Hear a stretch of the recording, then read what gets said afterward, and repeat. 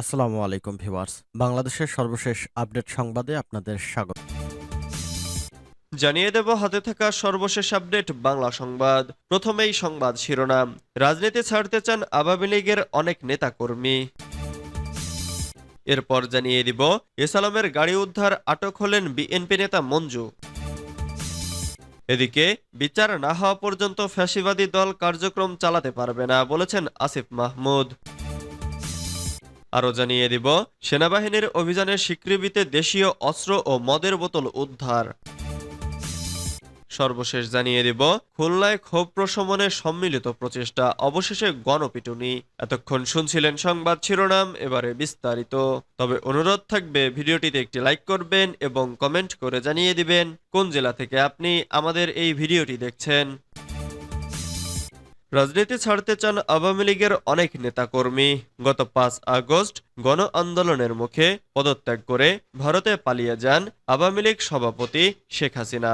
শীর্ষ নেতারাও অনেকে দেশ ছেড়েছেন বলে ধারণা করা হচ্ছে। কেউ কেউ দেশ ছাড়ার চেষ্টাকালে গ্রেফতার হয়েছেন। এমন পরিস্থিতিতে আওয়ামী লীগের অনেক নেতাকর্মী রাজনীতি ছাড়তে চান বলে এক প্রতিবেদনে জানিয়েছে বিবিসি বাংলা। গতকাল প্রকাশিত এক প্রতিবেদনে বলা হয়েছে, নেতাদের মধ্যে এখনো যারা দেশে অবস্থান করছেন তাদের প্রায় সবাই আত্মগোপন করছেন। এমন অবস্থায় গত ১.৫ দশকেরও বেশি সময় ক্ষমতায় থাকা আওয়ামী লীগে চরম নেতৃত্ব শূন্যতা দেখা দিয়েছে। এতে সাংগঠনিকভাবে দলটি রীতিমতো বিপর্যস্ত হয়ে পড়েছে। বিবিসি বাংলার এই প্রতিবেদনে আরো বলা হয়েছে, আওয়ামী লীগের তৃণমূলের নেতাদের অনেকেই এখন উদ্যোগ ও আতঙ্কে দিন কাটাচ্ছেন। কথা বলার সময় কেউ তাদের নামও প্রকাশ করতে চাননি।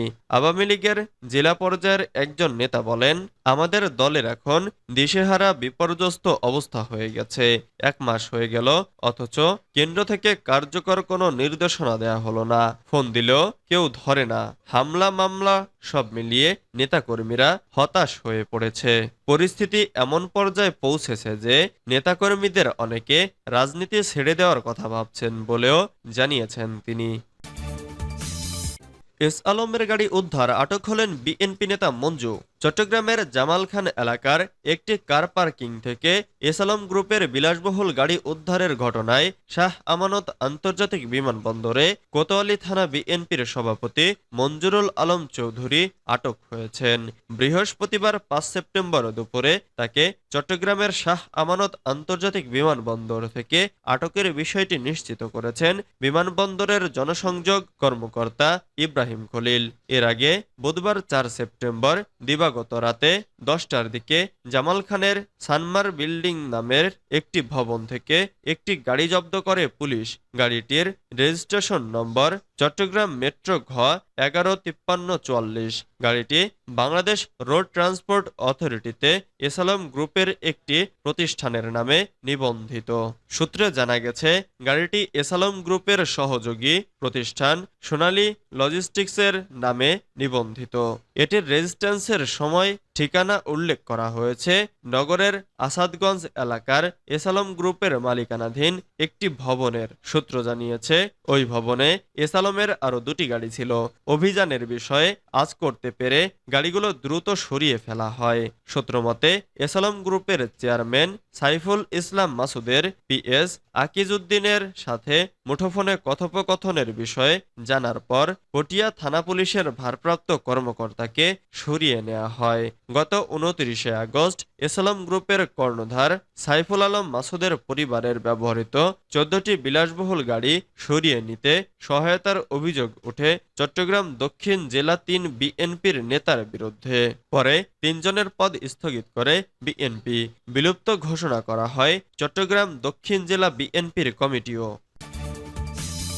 বিচার না হওয়া পর্যন্ত ফ্যাসিবাদী দল কার্যক্রম চালাতে পারবে না বলেছেন আসিফ মাহমুদ। যুব ও ক্রীড়া উপদেষ্টা আসিফ মাহমুদ সজীব ভুইয়া জানিয়েছেন, ফ্যাসিবাদী দলকে পাবলিক প্রোগ্রাম করার ক্ষেত্রে নিরুৎসাহিত করা হবে। সম্পূর্ণ বিচার না হওয়া পর্যন্ত তাদের কার্যক্রম চালানোর সুযোগ নেই। তাদের বিচারের উদ্যোগ নেওয়া হয়েছে। বৃহস্পতিবার ৫ সেপ্টেম্বর অন্তর্বর্তী সরকারের উপদেষ্টা পরিষদের বৈঠকে এই সিদ্ধান্ত নেওয়া হয়। উপদেষ্টা পরিষদের বৈঠক শেষে সাংবাদিকদের একথা জানান তিনি। যুব ও ক্রীড়া উপদেষ্টা বলেন, ছাত্র জনতার অভ্যুত্থানে নিহতদের তালিকা তৈরি করা হবে। আহতদের চিকিৎসার দীর্ঘমেয়াদী ব্যয় সরকার বহন করবে। আন্দোলনে নিহতদের জন্য একটি ফাউন্ডেশন তৈরির কাজ চলছে। শহীদ পরিবারদের নিয়ে একটি সম্মেলন করা হবে বলেও জানান তিনি বলেন, সাবেক প্রধানমন্ত্রী শেখ হাসিনার সরকারি বাসভবন গণভবনকে জাদুঘর করার সিদ্ধান্ত নিয়েছে অন্তর্বর্তীকালীন সরকার। জুলাইয়ে গণহত্যার স্মৃতি সংরক্ষণে এই জাদুঘর তৈরি করা হবে। এরপর তা জনগণের জন্য উন্মুক্ত করে দেওয়া হবে। শ্রমিক অসন্তোষ ইস্যুতে তিনি বলেন, এই অসন্তোষ রোধে প্রয়োজনীয় ব্যবস্থা নেওয়া হয়েছে। তৈরি পোশাক শিল্পের সমস্যা নিরসনে রিভিউ কমিটি করা হয়েছে। তারা বিষয়টি নিয়ে কাজ করবে। এছাড়া বন্যায় ক্ষতিগ্রস্তদের পুনর্বাসনে ব্যবস্থা নেওয়া হবে বলে বৈঠকে সিদ্ধান্ত নেওয়া হয়েছে। সেনাবাহিনীর অভিযানে সিকৃবিতে দেশীয় অস্ত্র ও মদের বোতল উদ্ধার। সিলেটের কৃষি বিশ্ববিদ্যালয়ের বিভিন্ন আবাসিক হলে অভিযান চালিয়ে বিপুল অস্ত্র ও মদের বোতল উদ্ধার করেছে সেনাবাহিনী। বৃহস্পতিবার ৫ সেপ্টেম্বর বিকেল ৩টা থেকে ৬টা পর্যন্ত বিশ্ববিদ্যালয়ের ৫টি আবাসিক হলে অভিযান চালিয়ে বিপুল অস্ত্র ও মদের বোতল উদ্ধার করা হয়েছে।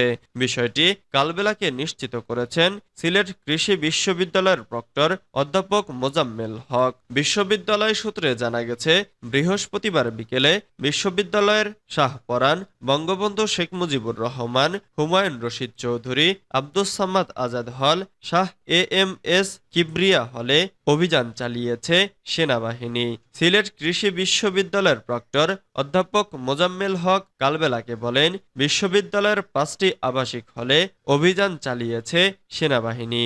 এ সময় উদ্ধার করা হয়েছে ১২০টি রামদা, ১৫০টি মদের খালি বোতল, ১.৫ শতাধিক লোহার পাইপ, ১৬টি হেলমেট উদ্ধার করা হয়। কাউকে আটক করা হয়নি।